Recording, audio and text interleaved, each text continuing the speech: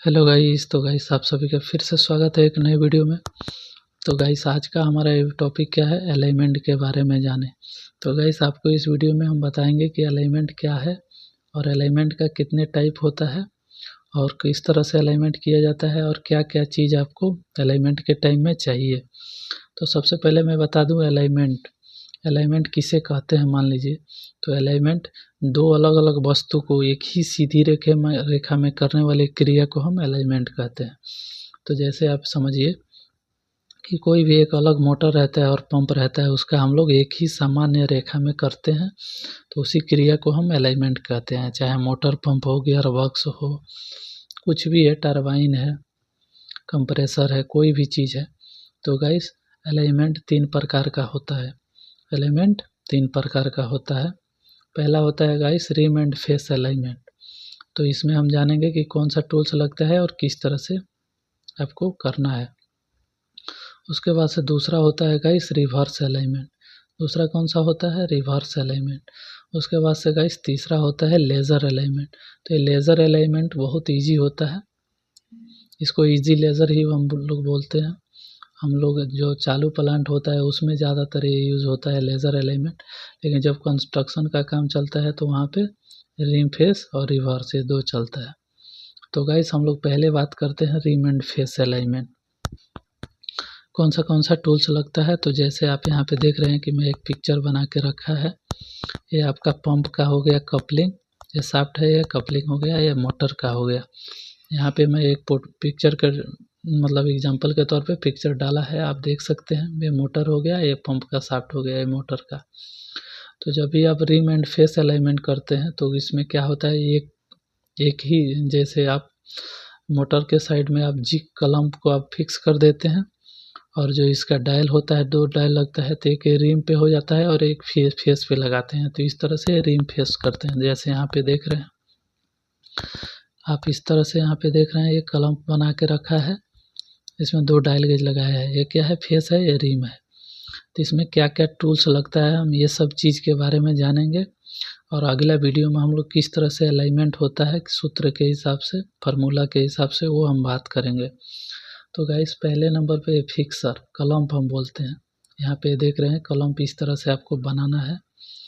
एक प्लेट ले लेना है, उसके बाद से कोई सरिया इधर वेल्डिंग करके इधर सपोर्ट दे देते हैं और यहाँ पे एक लगा देते हैं, किसके लिए, फेस के लिए और एक रिम के लिए।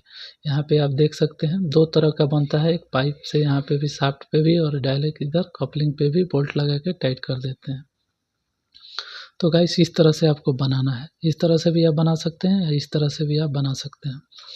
तो गाइस इसमें क्या क्या लगता है, फिक्सर या कलम भी बोलते हैं, दो डायल गेज चाहिए, एक रिम पे लगाने के लिए और एक फेस पे लगाने के लिए। उसके बाद से गाइस 3 नंबर पे आपको चाहिए सीम। सीम क्यों चाहिए, आपको मोटर में एडजस्ट करने के लिए। ये मोटर में इधर ही हम लोग, ये देख रहे हैं ना, इसका बेस इधर ही हम लोग सीम का एडजस्ट करते हैं। ये देख रहे हैं दोनों साइड, चार साइड में, उधर भी है और आगे भी। तो इस तरह से सिम चाहिए। अब चाहिए गाइस सिम कटर। सिम काटने के लिए हम लोग खुद हाथ से काटते हैं। उसके बाद से गाइस चाहिए मिरर। मिरर क्यों चाहिए, आप ये डायल गेज को जब आप 90 डिग्री में घुमाएंगे तो इसका जो फेस रहेगा वो नीचे हो जाएगा, तो दिखाई नहीं देता है गाइस। तो इसके लिए हमें मिरर का ज़रूरत पड़ता है। अब गाइस चाहिए आउटसाइड माइक्रोमीटर। आउटसाइड माइक्रोमीटर क्यों चाहिए, सिम का हम लोग मेजर करेंगे डिवीज़न में, तो इसके लिए हमें आउटसाइड माइक्रोमीटर चाहिए। गाइस अब चाहिए इनसाइड माइक्रोमीटर। इनसाइड माइक्रोमीटर जब भी आप अलाइनमेंट करते हैं तो आपको ये डीवीएससी, इसको हम बोलते हैं डीवीएससी, तो इसको हम लोग चेक करने के लिए हमको इनसाइड माइक्रोमीटर का ज़रूरत पड़ता है। अब चाहिए गाइस स्पेनर सेट। क्या चाहिए, स्पेनर सेट। क्यों, आपको ये जब भी अलाइनमेंट कर रहे हैं तो ये बार बार खोलना कसना रहता है। ये बोल्ट देख रहे हैं ना, इधर बोल्ट रहता है, इसको बार बार खोलना टाइट करना, इसके लिए स्पेनर सेट। ग्रूव बार, सीम एडजस्ट करने के लिए आपको उठाना पड़ता है पंप मोटर का बेस को, तो इसके लिए आपको ग्रूव बार चाहिए। मेजरिंग टेप चाहिए आपको डिस्टेंस देखने के लिए। उसके बाद से स्केल होना चाहिए, हैम्बर होना चाहिए और मैग्नेटिक स्टैंड। जब भी आप शॉर्ट फुट चेक करते हैं ना, तो वहाँ पे, यहाँ पे इसका जो बेस है ना, यहाँ पे शॉर्ट फुट होता है जहाँ पे सिम डालते हैं, तो इसके लिए आपको एकदम मैग्नेटिक स्टैंड का ज़रूरत पड़ता ही पड़ता है शॉर्ट फुट चेक करने के लिए। तो गाइस आप समझ गए कि रिम एंड फेस में कितना टूल्स लगता है, क्या क्या लगता है, ये आपको क्लाइंट भी पूछता है। तो आप इसका स्क्रीनशॉट लेके आप याद कर सकते हैं। तो ये आपका हो गया रिम एंड फेस अलाइनमेंट। इस तरह से आपको करना है, मतलब इस तरह से रहेगा, आपको इस तरह से पूरा बना के आपको लगाना है कलम। और अगला वीडियो में हम किस तरह से फार्मूला के हिसाब से किस तरह से करना है हम बात करेंगे। करने रिवर्स अलाइनमेंट, जैसे आप ये देख रहे हैं दूसरा हमारा हो गया रिवर्स अलाइनमेंट। तो इसमें आप ये रिवर्स अलाइनमेंट देख रहे हैं, ये क्या है, पंप का ये शाफ्ट है, ये कपलिंग है, ये मोटर का कपलिंग है और शाफ्ट है। जैसे यहाँ पे भी देख रहे हैं एक छोटा सा मैं पिक्चर डाला है, ये क्या है आपका पंप हो गया, ये मोटर हो गया। तो देख रहे हैं ये मोटर का पंप में और पंप का मोटर पे डायल लगता है। जैसे यहाँ पे बड़ा देखिए बना के रखा है, इस तरह से आपको एक कलम बनाना है। और ये जो पंप वाला डायल रहेगा मोटर के रिम पे और ये मोटर वाला रहेगा पंप के रिम पे। तो इस तरह से आपका ये रिवर्स अलाइनमेंट। इसमें भी दो तरह का होता है, एक ग्राफ के हिसाब से भी आप फार्मूला और एक फार्मूला के हिसाब से ये अलाइनमेंट होता है। तो दोनों के बारे में हम लोग बात करेंगे गाइस। अभी फ़िलहाल में कौन सा टूल्स यूज होता है रिवर्स अलाइनमेंट में। तो दो फिक्सर इसमें यूज होता है, देख रहे हैं, एक ये फिक्सर हो गया पंप के लिए और दूसरा हो गया मोटर के लिए। तो दो फिक्सर चाहिए, कलम भी बोलते हैं, और दो डायल गेज सेम दोनों का रिम पे लगाने के लिए। सिम चाहिए गाइस सेम इसका एडजस्ट करने के लिए, सिम कटर चाहिए सिम काटने के लिए, और मिरर चाहिए सेम। जब अलाइनमेंट करके आप 90 डिग्री में घुमाते हैं तो इसका फेस क्या होता है, डाउन साइड चला जाता है।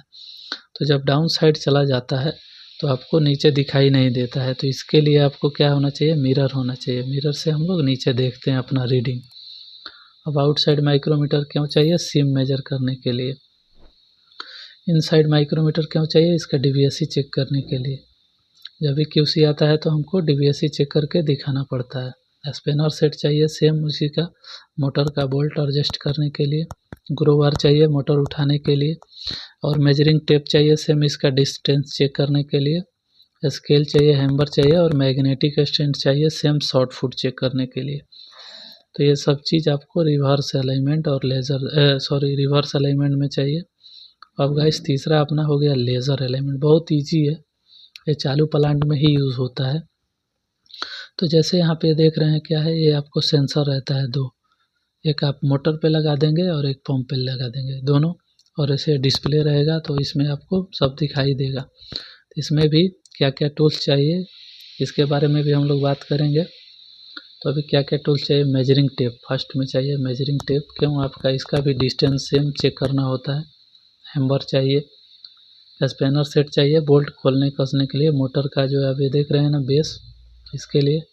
उसके बाद से सिम चाहिए, सिम इसमें डालने के लिए। सिम कटर भी चाहिए, ग्रो बार चाहिए उठाने के लिए। स्केल और आउटसाइड माइक्रोमीटर चाहिए।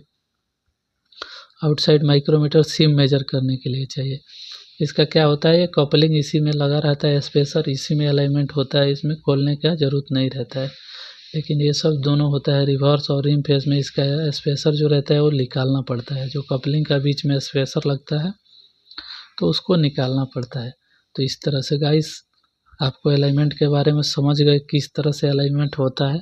तब एक एक हम लोग बात करेंगे कि इसका फार्मूला से किस तरह से अलाइनमेंट होता है।